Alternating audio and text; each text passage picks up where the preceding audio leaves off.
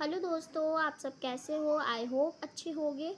आज हम लोग देवेंद्र सत्यार्थी द्वारा लिखी गई पार्ट 3 की मौसी पपीते वाली कहानी पढ़ेंगे, जो कि कावेरी किताब से है। तो चलिए शुरू करते हैं। तो सबसे पहले ये जो पर्पल कलर से लिखा हुआ हमारा छोटा सा इंट्रो है चैप्टर का, हम वो पढ़ लेंगे। चलिए पढ़ते हैं।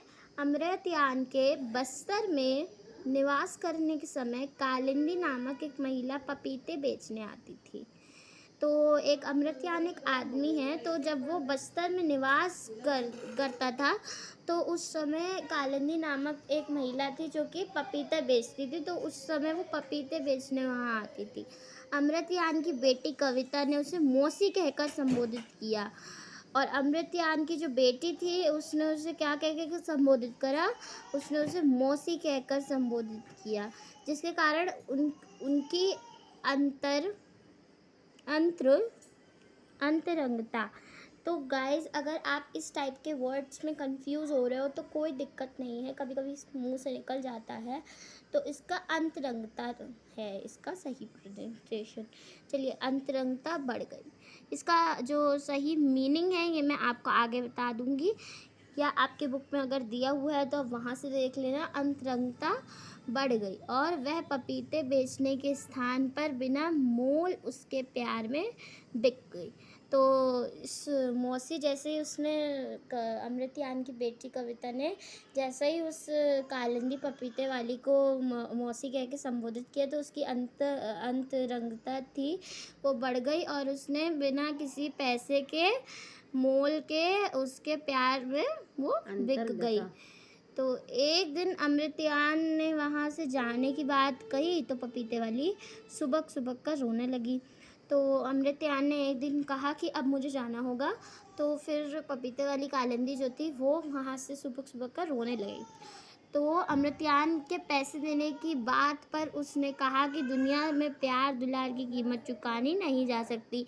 और अमृतयान ने जब कहा कि ये जो तुम पैसे पपीते मेरी बेटी को मुफ्त में दिया करती थी उसके पैसे मैं तुम्हें देना चाहता हूँ, तो कालिंदी पपीते वाली ने कहा कि दुनिया में संसार में प्यार दुलार की कीमत चुकाई नहीं जा सकती।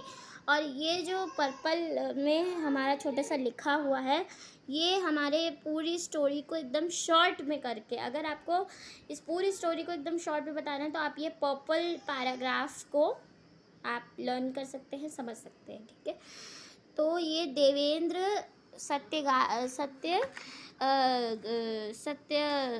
सत्यार्थी द्वारा लिखी गई कहानी है जिसे आज हम पढ़ेंगे, और ये कावेरी पुस्तक से है। तो चलिए शुरू करते हैं। पार्ट 3 मौसी पपीते वाली। इसका नाम ही मुझे बहुत ही ज़्यादा अच्छा लगा, तो चलिए पढ़ना शुरू करते हैं दोस्तों। सबसे पहले लिखा है, अमृतयान भी खूब है, हर समय यात्रा करता रहता है। अमृतयान भी खूब है। अमृतयान की क्या आदत है? वो हर समय यात्रा करता रहता है। देश का कोना कोना छान मारा उसने। देश का क्या किया? कोना कोना छान मारा। विदेशों को भी खूब सैर की, विदेशों की भी खूब सैर करी। अमृतयान की आदत है कि वो हर समय यात्रा करता रहता है। उसने देश का कोना कोना छान मारा है और उसने कई विदेशों की यात्रा कर रखी है। विदेशों की भी उसने खूब सैर कर रखी है। ठीक है।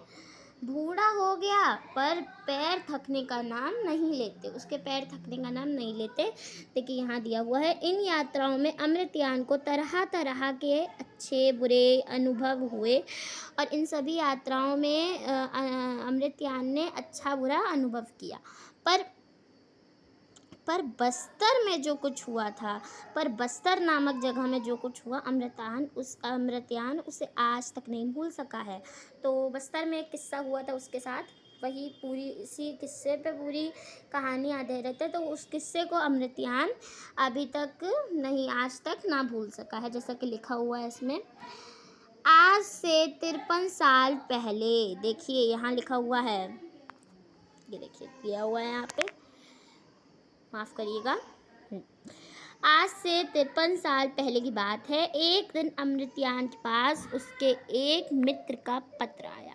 एक दिन क्या हुआ? अमृतयान 53 साल पहले, 53 मतलब 53 तो आज से 53 ईयर्स पहले एक दिन अमृत्यान के पास उसके एक मित्र का पत्र आया, लेटर आया, ठीक है, जैसे आपको पता है। उसका नाम था जितन। तो 53 ईयर्स पहले अमृत्यान के पास किसका पत्र आया था? तो आप इस तरीके से उत्तर दे सकते हैं इस प्रश्न अगर आ गया है।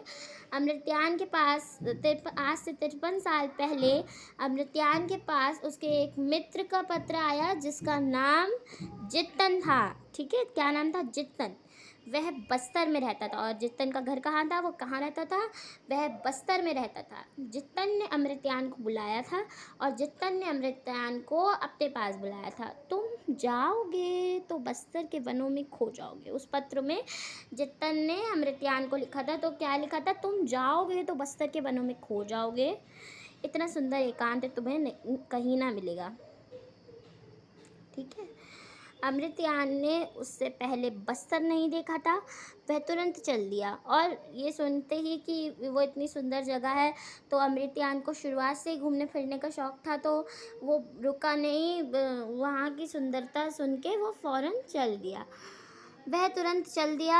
साथ में थी पत्नी देवयानी, और अमृत्यान की जो पत्नी थी देवयानी और उसकी बेटी कविता, उसको भी ले लिया उसने। देखिए लिखा हुआ है, और बेटी कविता। कुछ समय तक वह जितन के साथ रहा। कुछ समय वह अपनी पत्नी देवयानी और अपनी बेटी कविता को लेकर गया वहाँ, और अपने जितन के साथ ही रहा, अपने दोस्त जितन के साथ रहा। फिर अलग रहने का इंतज़ाम हो गया, फिर अलग रहने का वहाँ बस्तर में इंतज़ाम हो गया। वह वहाँ रहकर कुछ लिखना चाहता था। वह वहाँ क्या करना चाहता था? लिखना चाहता था। देखिए यहाँ दिया हुआ है, ये देखिए, वह वहाँ रहकर कुछ लिखना चाहता था। ये देखिए, लिखना चाहता था। अब हम आगे बढ़ते हैं, चलिए। एक छोटा सा खूबसूरत मकान, सामने रंग रंग के फूलों का बगीचा है। और बस्तर में कहाँ रह रहे थे वो लोग? एक छोटे से खूबसूरत मकान था उनका, और वहाँ सामने उनके घर के जस्ट सामने रंग रंग के फूलों का बगीचा था। फूलों पर उड़ती तितलियाँ, बहुत सारी तितलियाँ, चहचहाती चिड़ियाँ यानी चींची करती हुई चिड़ियाँ होती है, चहचहाती चिड़ियाँ उन्हें कहते हैं, ठीक है, जो चिड़िया गाना गा रही होती हैं। चलिए अब आगे बढ़ते हैं। बस्तर की सुंदरता देख देख अमृत्यान मुग्ध था। और बस्तर की जो सुंदरता थी ना, उसे देख देख के अमृत्यान एकदम मुग्ध था। और मुग्ध मतलब, अब आप सोचेंगे क्या होता है मुग्ध मतलब? वैसे अगर आपकी पुस्तक में दिया है आप वहाँ से देख सकते हैं, फिर मैं भी बता देती हूँ। मुग्ध मतलब होता है मोहित, ठीक है। इसका रियल मीनिंग यही है, और मेरी पुस्तक में भी यही दिया हुआ है।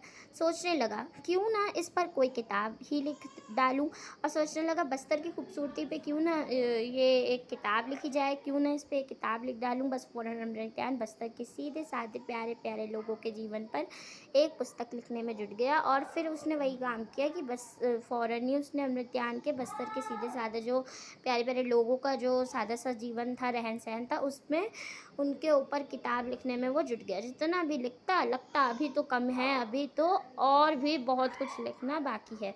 वो जितना भी लिखता जाता उसे लगता कम है, अभी भी और भी लिखो। इतना उसको वहाँ सुंदर हर चीज़ लगी।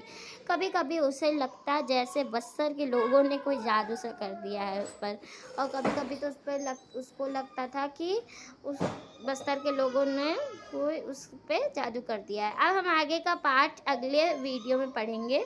तब तक के लिए आप सब अपना ख्याल रखिएगा। शुक्रिया दोस्तों।